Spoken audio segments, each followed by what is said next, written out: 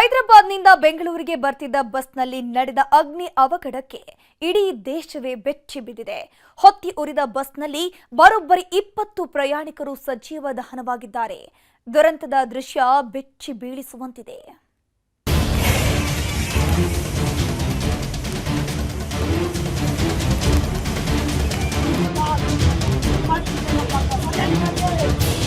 ಸಾವು ಅನ್ನೋದು ಊಹಿಸಲಾಗದ ಕಟು ಸತ್ಯ. ಅದೆಷ್ಟೇ ಲೆಕ್ಕಾಚಾರ ಹಾಕಿದ್ರೂ ವಿಧಿ ಮುಂದೆ ಯಾರ ಆಟವೂ ನಡೆಯಲ್ಲ ಕಣ್ರಿ. ನೂರಾರು ಕನಸು ಕಟ್ಕೊಂಡ್ರೂ ಬಿಡಲ್ಲ.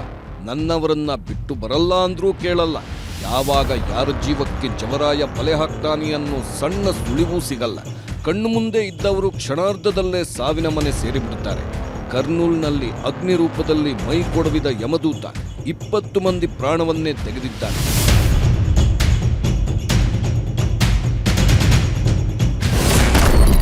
ಆಂಧ್ರದ ಕರ್ನೂಲ್ನಲ್ಲಿ ಬಸ್ ಧಗಧಗ, 20 ಮಂದಿ ಸಜೀವ ದಹನ. ದೃಶ್ಯ ಘೋರ.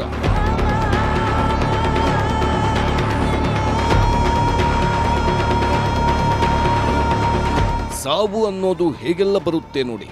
ಇದನ್ನೆಲ್ಲ ನೋಡ್ತಿದ್ರೆ ವಿಧಿ ಅದೆಷ್ಟು ಕ್ರೂರಿ ಅನ್ನಿಸ್ಬಿಡುತ್ತೆ. ಇವರೆಲ್ಲ ದೀಪಾವಳಿ ಹಬ್ಬದ ಸಂಭ್ರಮದಲ್ಲಿ ಮಿಂದೆದ್ದಿದ್ರು. ಮನೆ ಮಂದಿ ಜೊತೆ ಕುಣಿದು ಕುಪ್ಪಳಿಸಿದ್ರು. ಹಬ್ಬದ ಸಡಗರ ಇನ್ನೂ ಮಾಸಿರಲಿಲ್ಲ. ಅಷ್ಟರಲ್ಲಾಗಲೇ ಆ ಸಂಭ್ರಮಕ್ಕೆ ವಿಧಿ ಕೊಳ್ಳಿ ಇಟ್ಟಿದೆ. ಹಬ್ಬ ಮುಗಿಸ್ಕೊಂಡು ವಾಪಸ್ ಆಗ್ತಿದ್ದವರು ಬೆಂಕಿಯಲ್ಲಿ ಬೆಂದು ಹೆಣವಾಗಿದ್ದಾರೆ.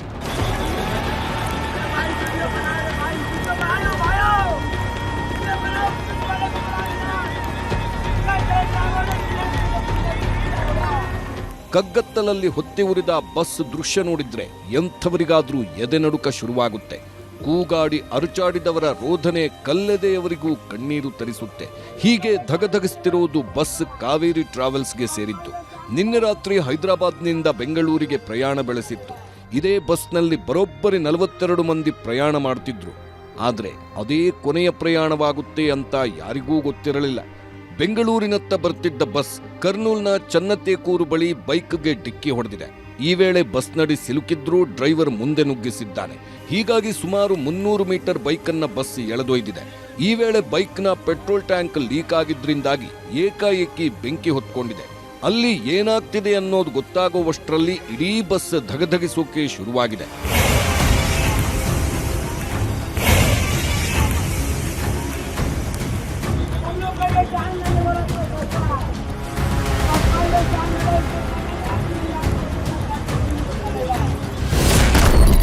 ಬಸ್ನಲ್ಲೇ ಹೊತ್ತಿ ಉರಿದ ಪ್ರಯಾಣಿಕರು ಹೊರಬರಲಾಗದೆ ಚೀರಾಟ ಕೂಗಾಟ.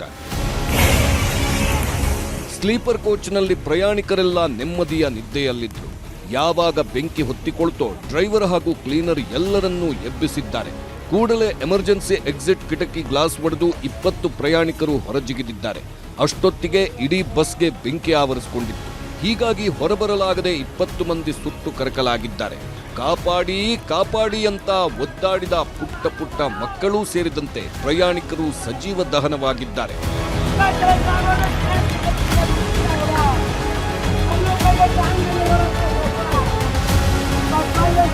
दो तीन लोग उठे थे बस पे.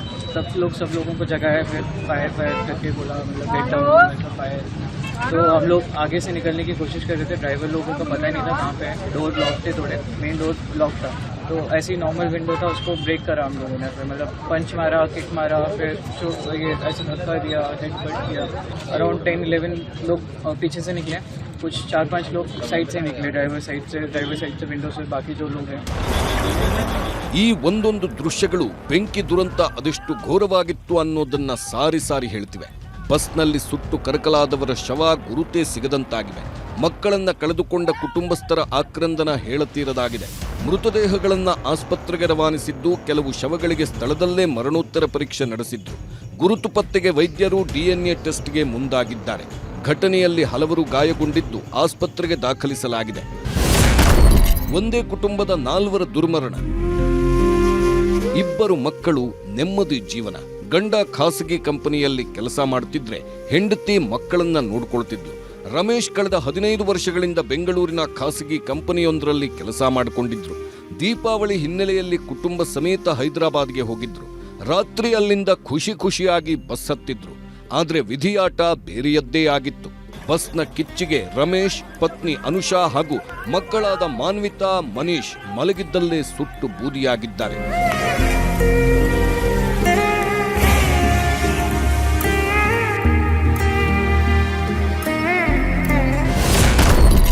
ಎಸಿ ಬಸ್ ಭಸ್ಮ, ಸಾವು ಗೆದ್ದ ಕನ್ನಡಿಗರು. ಈ ಘೋರ ದುರಂತದಲ್ಲಿ ಕನ್ನಡಿಗರು ಸಾವನ್ನೇ ಗೆದ್ದು ಬಂದಿದ್ದಾರೆ. ಕೂದಲೆಳೆ ಅಂತರದಲ್ಲಿ ಪಾರಾಗಿ ಜೀವ ಉಳಿಸಿಕೊಂಡಿದ್ದಾರೆ. ಹೊತ್ತಿ ಉರಿದ ಬಸ್ನಲ್ಲೇ ಶಾಂತಿನಗರ ನಿವಾಸಿ ಸರಸ್ವತಿ, ಹಾರಿಕಾ ಹಾಗೂ ಜಯನಗರದ ಶಿವ ಅನ್ನೋರು ಪ್ರಯಾಣ ಮಾಡುತ್ತಿದ್ರು.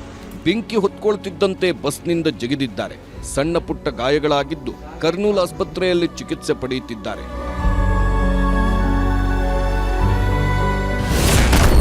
ಟ್ರಾವೆಲ್ ಏಜೆನ್ಸಿ ಕಚೇರಿಗೆ ಬಿತ್ತು ಬೀಗ. ದುರಂತಕ್ಕೀಡಾದ ಬಸ್ ವಿ ಕಾವೇರಿ ಟ್ರಾವೆಲ್ಸ್ ಏಜೆನ್ಸಿಗೆ ಸೇರಿದೆ. ಇದರ ಕಚೇರಿ ಬೆಂಗಳೂರಿನ ಕಲಾಸಿಪಾಳ್ಯದಲ್ಲೂ ಇದೆ. ದುರಂತದ ಬಳಿಕ ಆಫೀಸ್ ಕ್ಲೋಸ್ ಮಾಡಲಾಗಿದೆ. ಅಲ್ಲದೆ ಟ್ರಾವೆಲ್ಸ್ಗೆ ಸೇರಿದ ವೋಲ್ವೋ ಬಸ್ ವಿರುದ್ಧ ಸಾಕಷ್ಟು ದೂರುಗಳಿದ್ವು ಎನ್ನಲಾಗ್ತಿದೆ. ಸದ್ಯ ಈ ಬಗ್ಗೆ ಪೊಲೀಸರು ತನಿಖೆ ಮುಂದುವರೆಸಿದ್ದಾರೆ. ಮೃತರ ಕುಟುಂಬಸ್ಥರಿಗೆ ಪರಿಹಾರ ಘೋಷಣೆ. ಬಸ್ ದುರಂತದ ಬೆನ್ನಲ್ಲೇ ತೆಲಂಗಾಣ ಸರ್ಕಾರ ಮೃತರ ಕುಟುಂಬಸ್ಥರಿಗೆ ತಲಾ 5 ಲಕ್ಷ, ಗಾಯಾಳುಗಳಿಗೆ 2 ಲಕ್ಷ ರೂಪಾಯಿ ಪರಿಹಾರ ಘೋಷಣೆ ಮಾಡಿದೆ. ಈ ದುರಂತಕ್ಕೆ ಪ್ರಧಾನಿ ಮೋದಿ ಕೂಡ ಸಂತಾಪ ಸೂಚಿಸಿದ್ದಾರೆ. ಮೃತರ ಕುಟುಂಬಗಳಿಗೆ ತಲಾ 2 ಲಕ್ಷ ರೂಪಾಯಿ ಹಾಗೂ ಗಾಯಾಳುಗಳಿಗೆ 50,000 ಪರಿಹಾರ ಘೋಷಣೆ ಮಾಡಿದ್ದಾರೆ. ಸಿಎಂ ಸಿದ್ದರಾಮಯ್ಯ, ಡಿಸಿಎಂ ಡಿಕೆಶಿ ಸೇರಿದಂತೆ ಹಲವರು ಸಂತಾಪ ಸೂಚಿಸಿದ್ದಾರೆ. ಇವತ್ತೇನು ಕರ್ನೂಲಲ್ಲಿ ಆಗಿದೆ ದುರದೃಷ್ಟಕರ. ಒಂದು ದೊಡ್ಡ ಹೈ ಲೆವೆಲ್ ತನಿಖೆ ಆಗಬೇಕು. ಮುಂಜಾಗ್ರತೆ ಬಗ್ಗೆ ಬಸ್ಗಳಿಗೆ ನಾವು ಇದ್ರ ಬಗ್ಗೆ ಒಂದು ಸೂಕ್ತವಾದಂತಹ ವ್ಯವಸ್ಥೆ ಮಾಡಲಿಕ್ಕೆ ಎಲ್ಲ ಸರ್ಕಾರ, ಯಾವುದೇ ರಾಜ್ಯದ ಸರ್ಕಾರ ಇರಲಿ, ಇದ್ರ ಬಗ್ಗೆ ಜಾಗೃತಿ ವಹಿಸಬೇಕು. ಹಬ್ಬದ ಸಂಭ್ರಮದಲ್ಲಿ ಹಿಂದಿರುಗುತ್ತಿದ್ದವರು ಸಾವಿನ ಮನೆ ಸೇರಿದ್ದಾರೆ. ಏನೂ ಅರಿಯದ ಪುಟ್ಟ ಕಂದಮ್ಮಗಳು ಸುಟ್ಟು ಕರಕಲಾಗಿವೆ. ತಮ್ಮವರನ್ನ ಕಳೆದುಕೊಂಡ ಕುಟುಂಬಗಳು ಕಣ್ಣೀರಲ್ಲೇ ಮುಳುಗಿವೆ. ಒಟ್ಟಾರೆ ತಮ್ಮದಲ್ಲದ ತಪ್ಪಿಗೆ 20 ಮಂದಿ ಸಾವಿಗೀಡಾಗಿದ್ದು ಮಾತ್ರ ವಿಪರ್ಯಾಸ.